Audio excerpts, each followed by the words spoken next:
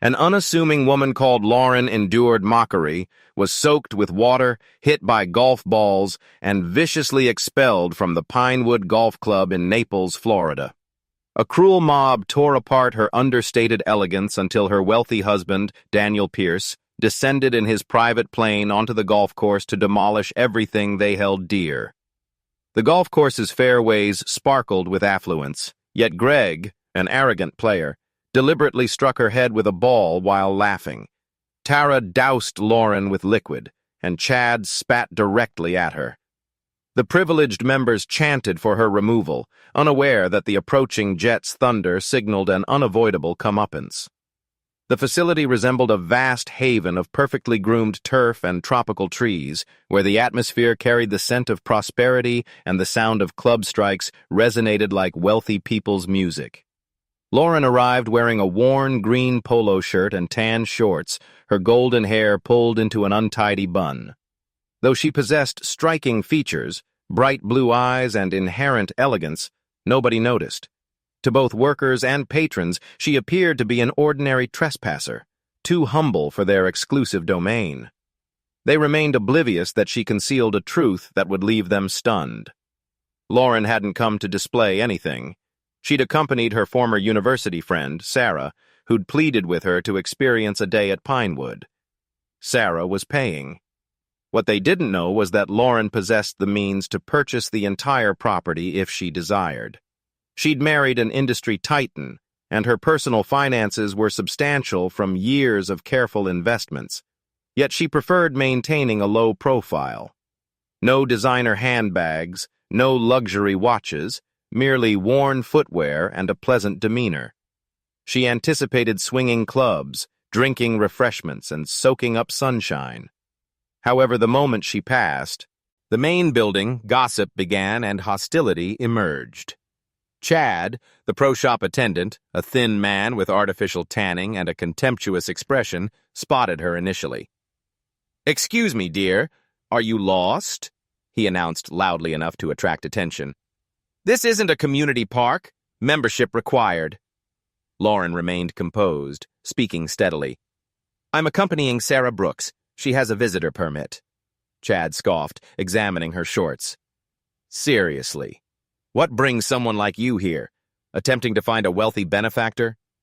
Several nearby golfers laughed, their polo shirts pressed and their smiles conceited. Lauren's face reddened, yet she didn't react angrily. "Simply here to participate," she stated gently but firmly. Chad went beyond mockery. He emerged from the counter, grabbed her golf bag from her shoulder, and emptied everything onto the clubhouse floor. Clubs, a water container, her purse, scattering them like garbage. "Let's examine what this opportunist is concealing," he sneered, kicking her wallet beneath furniture as Tara applauded. "Probably all counterfeit like herself." Greg laughed loudly. "Observe that garbage. Suits her completely." Lauren crouched to collect her belongings, her hands trembling, yet she didn't lose control, simply gathered her possessions quietly. While the crowd jeered, their brutality cut like a blade twisting deeper. The harassment continued. Tara, a waitress with platinum blonde hair and a short skirt, approached with a beverage tray, smirking. "Darling, we don't provide tap water. You must be able to pay for premium drinks." She examined Lauren's clothing, laughing. "What happened? Shop at second-hand stores? This establishment is for sophistication, not charity recipients." The golfers laughed more intensely. Greg, a muscular real estate businessman with a booming voice, added fuel. "She's likely here to charm her way into complimentary play. I doubt she can even properly swing a club." Lauren gripped her borrowed golf bag, maintaining calm. "I'll cover my expenses," she said softly. The verbal abuse intensified. Tara escalated things by seizing a pitcher of cold water from her tray and dumping it over Lauren's head, the frigid shock saturating her polo and streaming down her face. "Refresh yourself, dear. You're completely out of place," she mocked, grinning as the liquid matted Lauren's hair against her neck. Greg celebrated. "Now she's soaked garbage. Excellent improvement." Tom participated, photographing with his mobile device. Must share this. Beggar receives a washing. The crowd erupted, some applauding as if witnessing entertainment, and Lauren stood there drenched and shivering, her silence contrasting sharply with their poison. Chad leaned across the counter, his smirk becoming malicious. Pay attention, opportunist. Abandon the pretense. You're not deceiving anyone in that outfit. Go seek attention elsewhere. Tara chimed in, loud and harsh. Correct. We recognize your kind. Pursuing wealthy men because you lack prospects. Obtain legitimate employment. Greg bellowed, slapping his leg. I'd wager she's completely broke. Look at those shoes. What's coming next? Begging for money? The crowd fed on it, their mockery forming a barrier of contempt. Lauren closed her eyes momentarily, forcing herself to remain composed. She didn't require their validation, didn't desire their confrontation. Then circumstances worsened. Greg didn't allow her to take a swing. He approached Lauren from behind on the range, snatched the club from her grip, and pushed her forcefully into the grass, her knees striking the dirt. You're not welcome here. Remain down, he commanded, discarding the club as Rick applauded. Correct. Maintain her in the dirt where she belongs. Tara screamed. Watch her grovel. Pitiful. The golfers surrounded her, some recording, their laughter creating a wall of scorn. Lauren lifted herself up, grass staining her shorts, but she didn't shout. Simply brushed off her hands, her composure under pressure making their hatred appear more grotesque.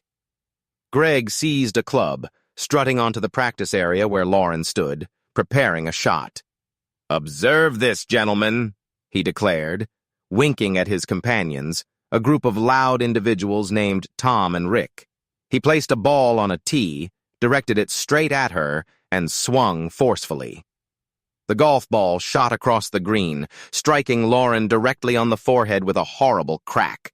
She staggered, pain bursting in her head, a stream of blood trickling down her temple. Greg bent over laughing.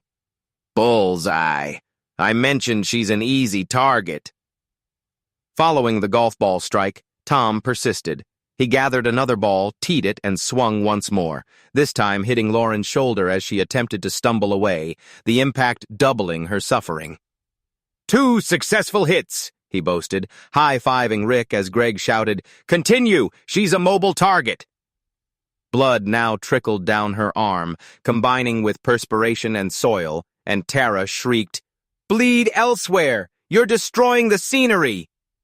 The crowd roared, some throwing teas at her as if she were entertainment, and Lauren clutched her shoulder, lightheaded but silent, her dignity torn apart in their grasp. Tom celebrated. Should have avoided it, sweetheart, Tara clapped, screaming. That's your consequence for invading our territory. Lauren pressed her hand against her head, dizzy, the pain clouding her sight. She didn't cry out, didn't swear, simply steadied herself, her grace unwavering. Chad rushed over, enraged. You're finished. You're a liability, bleeding across our turf. He seized her arm, pulling her toward the exit while Greg shouted, Remove your schemes elsewhere, trash. Rick hurled a water bottle at her, splashing her legs, and the crowd cheered, Farewell, beggar. Tara waved sarcastically. Don't return. A tramp. They forced her past the clubhouse, abandoning her at the curb, her golf bag landing beside her as Chad dragged her toward the gate. Rick grabbed a handful of her wet hair, pulling it forcefully enough to make her gasp, and spat in her face, the wet glob hitting her cheek. That's for consuming our time, you disgusting beggar, he snarled while Tara tossed her tray aside and kicked Lauren's golf bag into the street, clubs scattering. Take your junk and crawl away. Greg yelled, Never display your face here again, you parasite. The crowd repeated, Leave! Leave! Recording her humiliation, their phones flashing as Lauren stumbled, saliva and blood mixing, yet she didn't collapse, simply wiped her face and continued forward. She sat there, blood staining her fingers, the sun blazing down, their mockery still echoing in her mind. Fury burned within her, yet she wouldn't allow it to surface. She despised creating drama, despised how they'd assessed her based solely on a polo shirt and shorts. This wasn't merely about herself. It concerned their arrogant little establishment, believing they could destroy anyone who didn't conform to their standards. Grimacing, she retrieved her phone and contacted Daniel. He answered quickly, his deep voice offering comfort. "Lauren, are you all right? What happened?" She attempted to sound casual, voice shaking. "Difficult day at Pinewood. Got struck. Expelled." His tone grew dark. "Struck by whom?" "I'm 10 minutes away. Stay put." At the club, the celebration continued, unaware. Greg was opening another beer, boasting, "Nailed that shot perfectly. Should have witnessed her expression." Chad was cleaning the counter, smirking at Tara. Good riddance. Maintained standards. Tom and Rick clinked glasses, laughing about the gold digger who couldn't compete. They didn't detect the distant sound of jet engines, didn't notice the shadow crossing the sky. Then the earth trembled. A sleek black aircraft descended low, landing forcefully on the 18th hole, grass tearing under its tires. The clubhouse windows shook, drinks spilling, as Daniel Pierce emerged, his presence like an approaching storm. He was commanding, tall, broad-shouldered, dark hair streaked with silver, wearing a tailored blazer that broadcast wealth and authority. Daniel Pierce was a billionaire businessman, leader of Pierce Industries, a corporation encompassing technology, property, and entertainment. He'd risen from a difficult Chicago neighborhood, transforming determination into fortune, and now he controlled half the luxury golf facilities in the nation, including Pinewood. He was fiercely protective and would do anything for Lauren, his wife of 3 years. He charged across the green, eyes focused on her sitting there, injured and quiet. "Lauren," he said, kneeling beside her, voice gentle but furious. "Who committed this?" She touched his arm, steady despite the pain. "I'm fine, Dan. Just a golf ball. Greg, over there." She indicated toward the range. Daniel's jaw clenched, his gaze shifting to the crowd now staring from the clubhouse. "Greg, correct? And the remaining troublemakers?"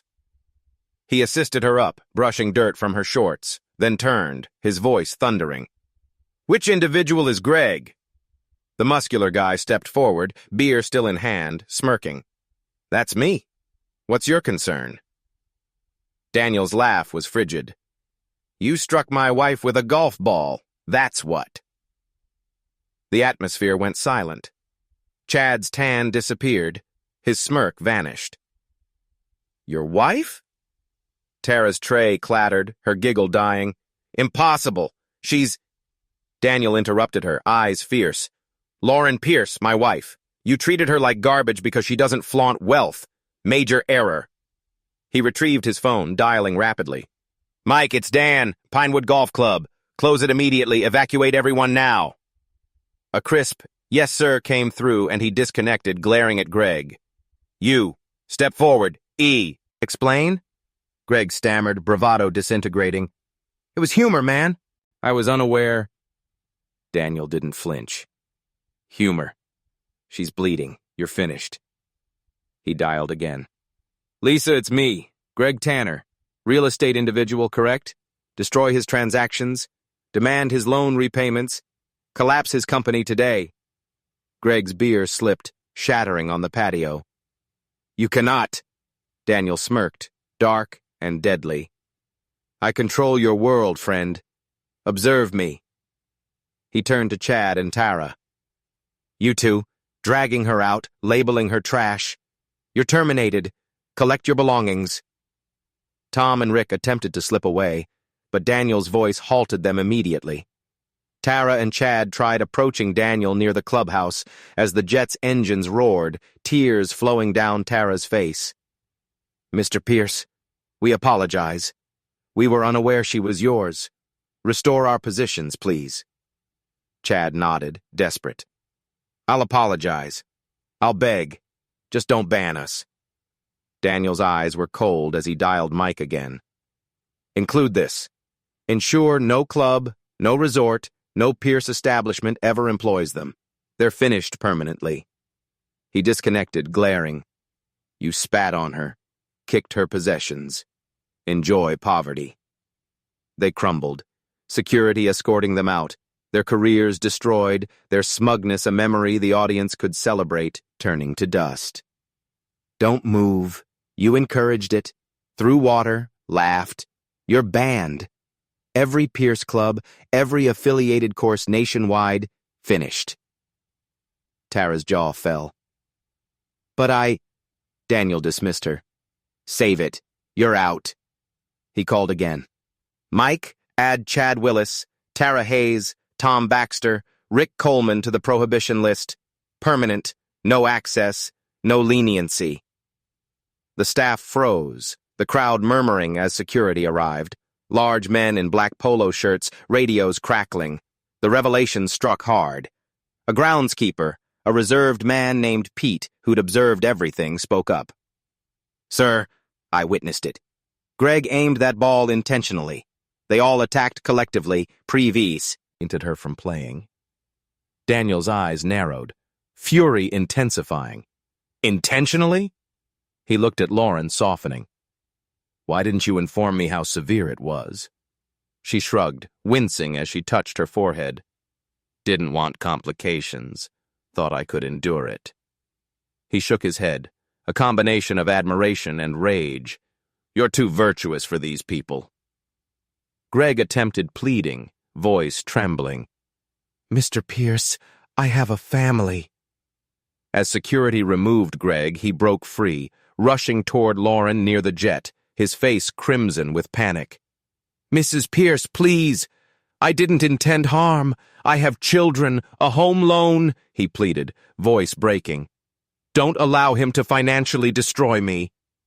Lauren observed him, blood still dried on her temple, and shook her head, calm but frigid. You aimed at me twice. You don't receive forgiveness. Daniel intervened, towering over Greg. You heard her. Cry however much you desire. Your company's destroyed. Security dragged him away, his pleas fading as Daniel's call to Lisa confirmed it. Greg's empire vanished, his life reduced to ashes by dawn. Daniel's glare silenced him. Should have considered that before you swung. Your company's gone, bankrupt by evening. Tara sobbed. Please, I require this employment. Chad added. It was a misunderstanding, sir. Daniel didn't waver. You humiliated my wife. You're destroyed. He signaled to security. Remove them immediately. The team acted swiftly. Greg, Chad, Tara, Tom, and Rick were removed, protests fading as they were expelled beyond the gates. Daniel took Lauren's hand, guiding her to the jet stairs. No more golf here, he stated, firm but tender. They don't deserve you. She nodded, her beauty radiating through the blood and dirt. He addressed the astonished crowd, still remaining. Pinewood's mine, every blade of grass, every membership. You treated Lauren like nothing. You're nothing. Now. The jet's engines hummed, prepared to depart as security cleared the final stragglers. By evening, the consequences were devastating. Greg's company crumbled, loans demanded, clients abandoning, his reputation poisonous overnight.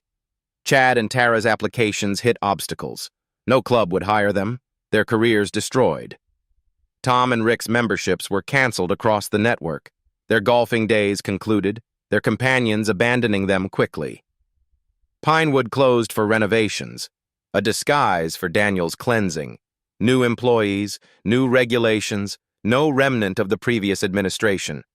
Those who'd mocked Lauren were eliminated, their privilege torn apart, all because they couldn't see beyond a worn polo shirt. Daniel and Lauren sat in their coastal residence that evening, her head bandaged, his arm embracing her. You didn't need to go that extreme, she said, half smiling. He grinned, fierce and warm. Yes, I did. Nobody harms you. Not a ball, not a word.